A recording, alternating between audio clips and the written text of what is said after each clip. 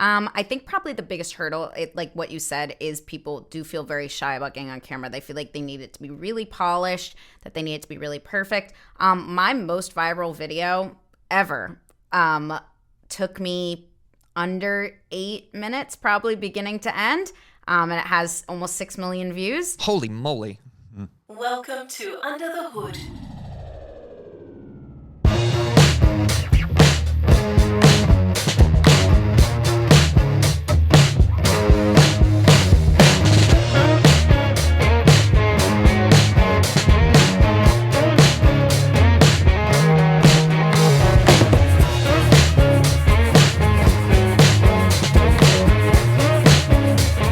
Welcome back, ladies and gentlemen, to another episode of Under the Hood. I am Gabe McCarthy, here with my co-host, as always, Tony Eades. I want to know what they put in his coffee this morning, because he's full of energy. Well, funny enough, the barista who said he wasn't a barista gave me a coffee, so I'm wondering what exactly he made. I know. There is a bar out here for everybody that is joining us for the first time, but so I don't know, the bar and the coffee mixed together. I think there's some kind of concoction going over there.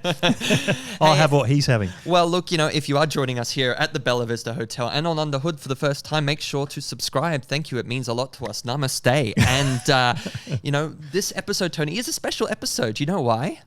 You're going to tell me. I'm going to tell you. I thought every episode was special, but this one's even more special. Yes. Well, it's always special when you're here, Tony. Oh, thanks very much. I thought I'd make an effort this time after I left you on your own in the last episode. Yes, you did. It was very sad. But, no, it's an even more special episode, ladies and gentlemen, because not only do I have my esteemed co-host, Tony, back, but we also have a special guest. Ooh. Our special guest, just to give you a little bit of a summary and a bit of a teaser into who she is the creator behind Freebies and More, where she focuses on bringing her followers the best value and deals around, ladies and gentlemen. She has over 1 million, that's 1 million with an M, Tony. And 6 zeros. And 6 zeros on TikTok for TikTok followers, and has partnered with hundreds of brands over the years to help drive their sales and bringing in new customers. Ladies and gentlemen, I am so pleased to introduce our esteemed guest, Julia Belkin. Hello.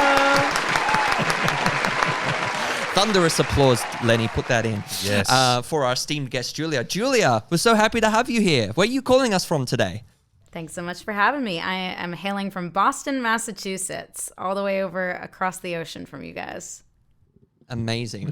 We love Boston. I do love Boston, and that's actually where Julia and I met at Inbound in Boston for HubSpot, and it was so cool to meet you there. We'll just put up the video real quick of us and how we met. I'll put that to the side somewhere in the edit, but it was really cool to meet you there, Julia, and you told me all about what you do, and I started following you on TikTok, and I just loved your videos, in particular that Kmart one that got a lot of attention from some Aussies. Oh, definitely some controversy. But we won't talk too much to that, because I know it's a bit of an annoying point. But do tell us, and for our viewers who may not be familiar with yourself, what exactly do you do? And tell us a little bit more about how you use video and to promote all that you put out there. I'm really curious just to hear a little bit more from your perspective. Yeah, of course. So Freebies and More originally started when I was in college and very poor, looking for any way to save a buck. I've done a lot of couponing deals. I used to do more of the physical coupon, actually bring it into the store. That's very much a USA sort of thing. But, basically any way I could save $1. And I started on Instagram initially. And that kind of grew very organically and very surprisingly. I just kind of made my Instagram to see the deals other people were doing, and then kind of became an accidental creator, posting my own deals. I only did static pictures pretty much until the pandemic, when I heard about this new app called TikTok that was really taking off. And, initially everybody was saying, oh, it's just for kids. It's a kids app. It's a kids app. But, as one does during quarantine, there wasn't a whole lot to do. So I did download it, and it was my first foray into creating video content. And from there, things really took off like a rocket. My TikTok has launched me into a whole other league. I've learned so much from doing it. And I was a marketing manager at the time as well. So I was not only able to apply those to my personal brand, but to apply all my learnings to my 9-to-5 as well. So I've taken all of that experience, and now I work with hundreds of brands on the creator end. I've done consulting for brands to help them build up their video presence. And, as a marketing manager, I've worked with hundreds of different brands on that end, giving them my 2 cents. So Freebies and More has really taken me to some pretty amazing places over the last few years. Yeah, it's a beautiful story. I love it. It's so amazing that like out of something like the pandemic, you were able to flourish and build up something for yourself. That has been so prolific, and it's so cool to see the kind of stuff that you do. I'm a huge fan. I don't know if you are, Tony. Well, I would say you would be, because it's got the word freebie in there. And of course, Gabe is always looking for something for nothing, Julia. I'm always after a bargain, mate. Always, everyone loves a good deal. Everyone That's likes why a I loved bargain. Kmart. Great deals. Yeah. I loved as well you did the comparison of the currency of US to Australian dollars and how it was even cheaper for US people to purchase the candles, for example. I was like, oh my God, that is so cheap. I love it. But it's just so invaluable to have you on this show today, Julia, because the topic itself, which Tony will reveal in a second, but we'll explain the rules first of the episode for all those new joining in. Like Julia, exactly. But all of those who might be watching, the show Under the Hood itself is a show where we have 10 minutes. We'll start the clock and we'll have 10 minutes, which we try to stick to for the topic to discuss all the points we want to get across. Then we'll stop, and at the end we'll have our toolkit section, which will be just some recent tools that myself, Tony, and Julia have been using in their day-to-day that might be helpful little takeaways for you to have at the end. So stick around to the end, but for now we're going to jump in to today's topic, which Mr. Tony Eades will reveal and start the timer on. I will start the timer and I will reveal the topic, which is super exciting, especially because we've got Julia to give us some international input and all of that kind of stuff. And we're going to chat around the winning formula for video-driven sales success. Of course, using video to drive sales, to drive leads, to drive a whole bunch of stuff is very, very important. And some people are using it, some people aren't, and some people are using it not very well. Yes, absolutely. And, I like the points and notes that you have here, Tony, about, what you can be doing and whatnot, and what are some of the problems and examples people have. And to that point, like people who might not be using it well, I'm sure, Julia, you've encountered a lot of these things in your foray into video. Things like technical issues, time restraints, script messaging, camera shyness. That's a big one. That's a big one. People just don't want to be in front of a camera, even though Zoom is just, the basic go-to these days since the pandemic. Personalization as well, and being able to put your persona out there, feeling very vulnerable to do that, and other things that are more like, just day-to-day, the costs that might be involved, the technical know-how, like how do you even measure the success of it, and what platforms and tools do you use? I mean, can you speak a little bit to that, Julia, and sort of your experience, concerning some of those pain points people might have? I think probably the biggest hurdle, like what you said, is people do feel very shy about getting on camera. They feel like they need it to be really polished, that they need it to be really perfect. My most viral video ever took me under 8 minutes, probably beginning to end, and it has almost 6 million views. Holy moly.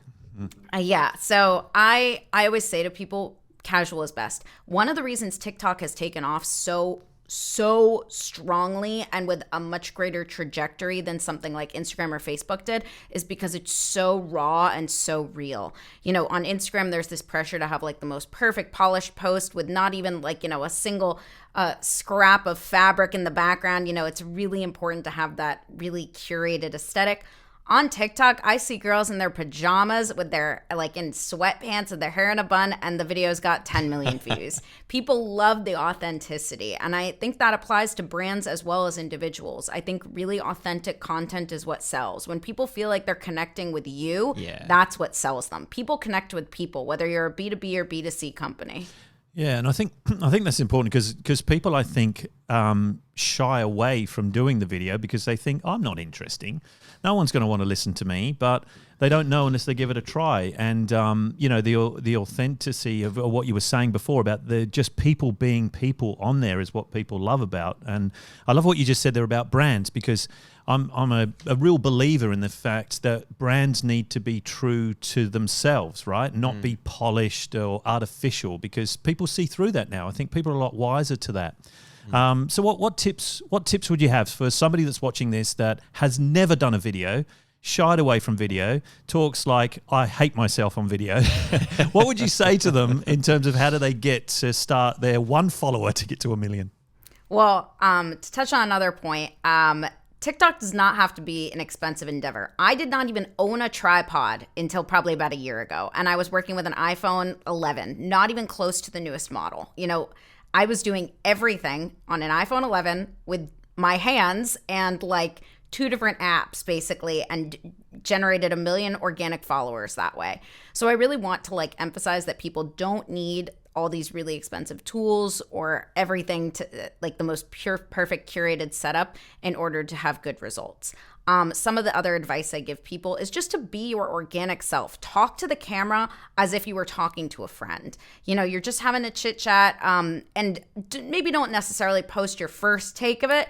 Do a few, record it over and over. Even I record many of my videos dozens of times before I get the intonation right. There we go. Got that That's word. the one. Yeah, you got the intonation right there. Exactly.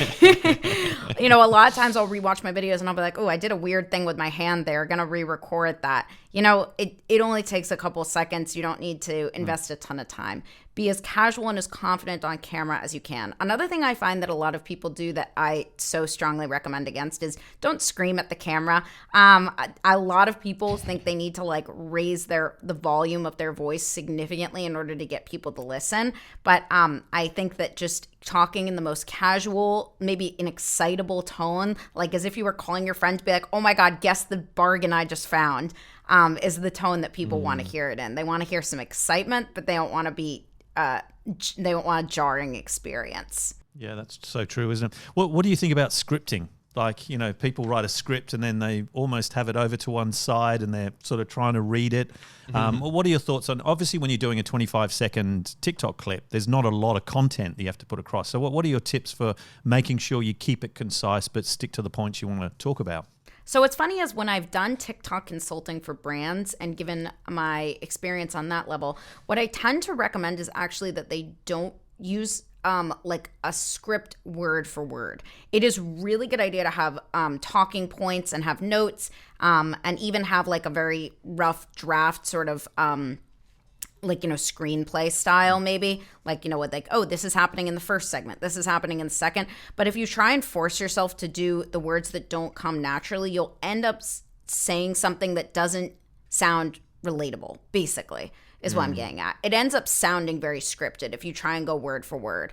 I even struggle with this as a creator working with brands. When brands want me to say things a very specific way, I will push back and I'll say, well, that's not really organic to my tone, and it's not going to perform as well if you don't let me kind of match my organic behavior and attitude. Yeah, I think that's really important, that organicness, that not being too scripted. And I feel like, going to the topic itself around the sales process, right, of using video, a lot of platforms these days, like Vidyard, for example, they give you the tools to record yourself very authentically, very off the cuff, and not, you can obviously set up lights, you can do whatever you want to make yourself more, better, but ultimately they've perfected, I think, the app for being able to record your sales process and your screen and whatnot with a few notes that they put, this little function of just like a few dot points you can put up there. And then you just refer to those when you're talking, and it feels like it's just naturally coming to you as opposed to feeling very scripted. Hello, Mr. Customer, I would like to sell you this, And Vidyard even says like incorporating video into emails, which I do quite a bit, it can increase click-through rates by up to 300%. And I've noted that too, Julia, by the way, because in my own sales process will incorporate videos like Vidyard, those platforms, to basically say like, hey, here's the proposal, but here's a video that explains it. So you don't have to just read my email. A lot of people are more inclined to watch a video than read an email these days. And the benefit to that even too, on top of that, is that you can then measure that performance. You can actually be told when someone's clicked on it how much they've watched that video. It's very similar to and you can see the drop off points. Exactly. Very similar. Was I was going to say to your process, Julia, of like, creating a video and then seeing how people interact and, being able then to perfect the kind of content you put out there over time from that, measurement of data and engagement. Well, it's personalization, isn't it? To a T, because, everyone buys from a person. Right? Yes. Regardless, they trust the person. And, to Julia's point, if it's your personality that's coming through and it's not, you don't want to be different on camera to how you are in person, because I think you can get a bit confused about who am I today? Which personality am I using today?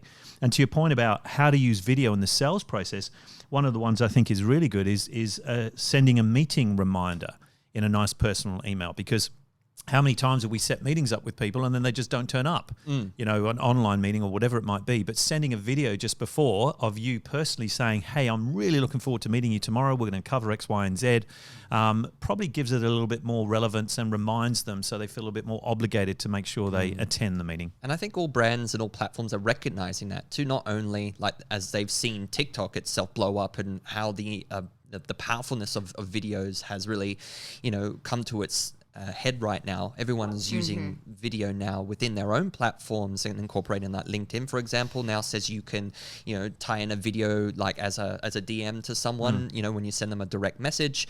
There's other platforms, all social related mostly, that, incorporate video, all different kinds of ways, and are really trying to even copy what TikTok and the success that they've had. So it's really, it's quite a testament to TikTok itself for being able to bring video. Or to challenge the way that it does. Interestingly, Julia, what's the ideal length, right? Because you mentioned that one of your most successful kind of engaged videos was about 25 seconds, I think you said. So how are you finding short form versus long form on platforms like TikTok? I personally find that the shorter the video, the better it performs. Like people tend to overthink it and make them a little too long. I think professionally done videos, whether it's for a creator or a brand, anything should always be 25 seconds or less. I think it is very, very hard to retain an attention span over about 25 seconds, unless the one exception I would give is if you're sharing like a really interesting like historical story, maybe like a murder mystery sort of thing that really kind of keeps people latched in. Obviously, that's not most brands, though. Most brands are trying to make a point, trying to sell something, and people want the end result. They don't want to feel like they're being sold to, and the longer the video goes, the more they're going to have that sort of negative association of feeling like they're being sold to. That's even where you got to consider your audience even more so, because ultimately, the length of your video, I think, ties into what the person's time, the efforts they'll go to watch it, and then, what exactly they're going to get out of it. What's the value you're going to have of watching this video, right? If it's something of like Julia's videos where they're showing discounts and, how you can use certain different platforms tied in with your browser to get discounts, that's a great kind of like a tool kind of video which goes on a bit longer. Like I've seen some of yours, Julia, that go for like 45 seconds to a minute, where they're like, breakdowns of these products. And those are great because I want to see like the top 3, blah, blah, blah. And you're prefacing that way. But then ultimately, if you're doing something more that is like a direct to someone else and their time is limited, just cut through the bullshit and get straight to the point. You know what I mean? So we'll have to beep that one out. Oh, sorry. Get straight to the and get right to the point.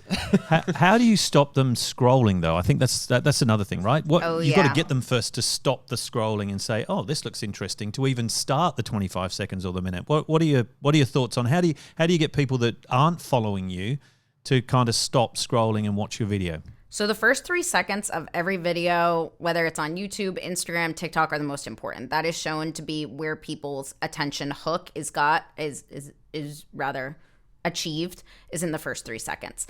So you want to make sure that in those first 3 seconds, you are using one of those keywords that really pulls people in. Some of the words that I like to use are things like the best, the worst, the 3 most. People really like numbers. I think if you can give people a number like, 5 top, 3 top, things like that. It gives people a sense of how long the video is going to go, and they know what to expect, so then they don't have to kind of keep it going.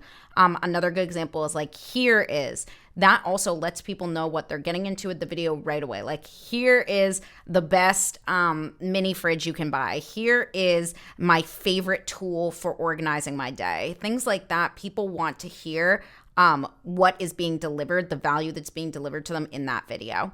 Another thing that obviously, comes up a lot is speaking directly to the viewer. I think that's really important, is immediately opening with like, do you feel blah, blah, blah, blah, blah, whatever, insert XYZ there. But really speaking to the individual makes them feel like they're being heard on a one-on-one level rather than you're just talking to all of your followers. It definitely creates a personalized experience, even just in the language that you use, rather than do you guys, for example, which would be talking to the masses. Yeah.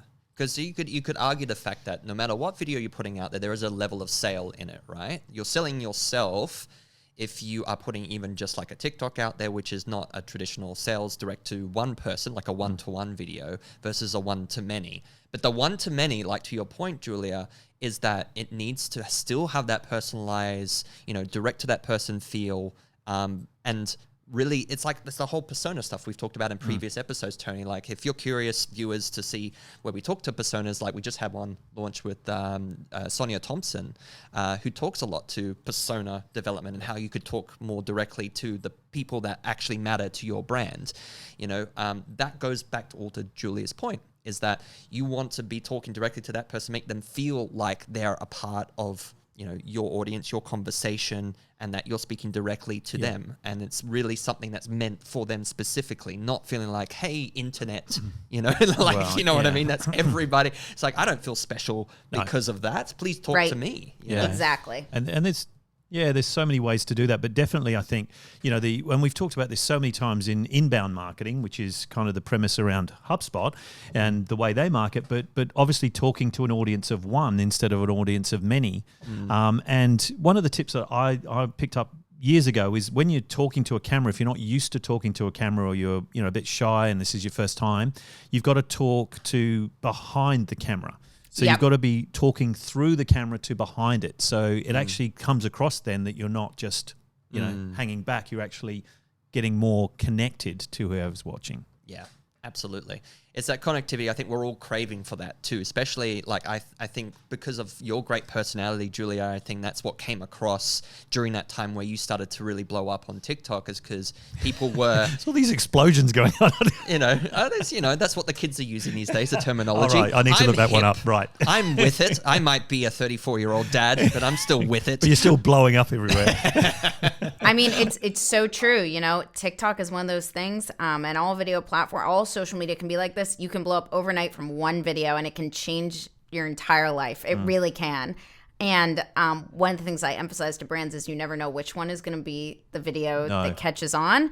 So in that sense, you obviously want to make sure that you're following all good PC guidelines. You want to make sure that there is nothing potentially that can be misconstrued in your video. And you want to make sure ultimately that you're putting forth a brand that feels personal and feels friendly, something that people are going to relate to.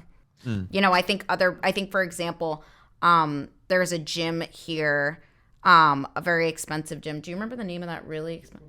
Equinox. Yeah, that's it. Equinox for New Year's Eve. Are you guys familiar with Equinox? I've heard of it. Have you? Okay, so Equinox released on New Year's a very elitist campaign where they essentially said, we're not for the everyday person, like, don't sign up here. Like how people mostly join on January 1st. It was extremely poorly received, extremely. And that was just from one video, one casual TikTok that they made, and did not go over well for them. So you want to make sure that you're kind of avoiding anything that's potentially going to come off as hostile in that sense. Do you often get brands coming to you saying, "Hey Julia, just make me a viral video"? Oh, all the time.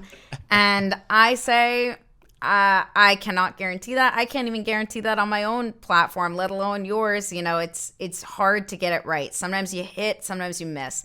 And one thing I really emphasize to brands a lot is a lot of brands will put a ton of money into one campaign and be really distraught when it doesn't do well. The reality is a campaign you put $1 million into or a campaign you put $1,000 into has just as much likelihood of succeeding and getting those phenomenal results.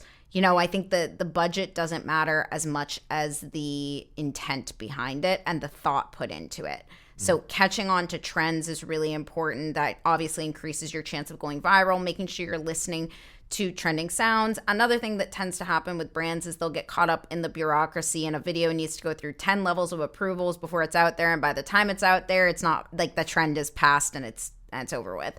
You really have to hop on kind of the 24-hour news cycle right now. That's kind of the way that TikTok has, I mean, not the way TikTok has made, obviously, you know, the news cycle has always existed, but in terms of things that are coming now that you really have to hop on, it's getting faster and faster all the time. So really making sure you're getting those tight turnarounds is important. Oh, the alarm has gone off. Oh, damn. So that was good. We were just getting into the thick of it. Did you miss anything from your list in the bonus minute that you normally So take one bonus 30 seconds I will okay. give. So on top of a lot of what Julie is saying there, like ultimately what you could be doing, like whether or not, you know, your video is specific to marketing or sales, you know, at the end of the day, obviously you're always selling, always putting something out there to be sold, whether it's yourself or your brand or your product, right? So I think what you should be doing is these steps, is that just to sum all this up from our notes here, is that ultimately you should be mapping things out internally, making sure you're setting aside the time to really think about, all right, what am I trying to achieve here? Map it out with your team and understand if it's just yourself or your team, whoever you have to be working with, and then just look at your competitors, look at your, you know, your general circle of other videos and stuff that are going out there and what people are doing. But don't focus too much on that. Then just bring it back to yourself, bring it back to your brand and your tone that you want to personify, and kind of just give yourself the space to trial and error, right? I think that's a lot of what Julia is saying, is that even she does that herself, where she does 1 million takes, you know, Julia. Not quite. And, you know, I do the same, I'm sure, whenever I'm doing video, and so does Tony. But like, give your team... Don't be afraid to fail. Exactly. Yes. Give your team the autonomy and the leeway to just, you know, play, test, succeed, fail, and then just learn and grow iteratively as you keep progressing with your sales videos. You don't actually know what we were just talking about with viral. You don't know what's going to work, right? So the more you can trial and error. And people watching this thinking, well, why do I even care? 17 hours of online video is watched each week on average in 2023, according to this stat, because we can get some stats out. And Forbes Insight survey found that 75% of executives watch work-related videos at least weekly. So the market's there. You've just got to tap into it and find a way of communicating one-on-one. It's always the people with the money, isn't it, who don't have time and would benefit the most from just being told in a quick video, here's how I'm going to make money, you know. In 25 seconds. Yep, exactly. And here's the video that proves that. Great, I watched it, I'm sold, you know. Bingo. And that's ultimately what you should be leading towards. So look, as a quick takeaway before we get into our next section, we've got a blog here that Mr. Eades here wrote. Oh no, don't share that one. If you want to hear more about our particular topic that elaborates further, go in our section below where we've got our links, or you could go to our website, soldierstone.com, and look up Sales Enablement, How to Win on Sales and Customer Experience by the lovely Mr. Tony Eades. And it's a little bit longer than 25 seconds, but bear with us. I'll do a 25-second version now, listening to the tips that Julia shared with me. All right, 25-second version of that blog. Sounds good. But before that, we would love to get into our...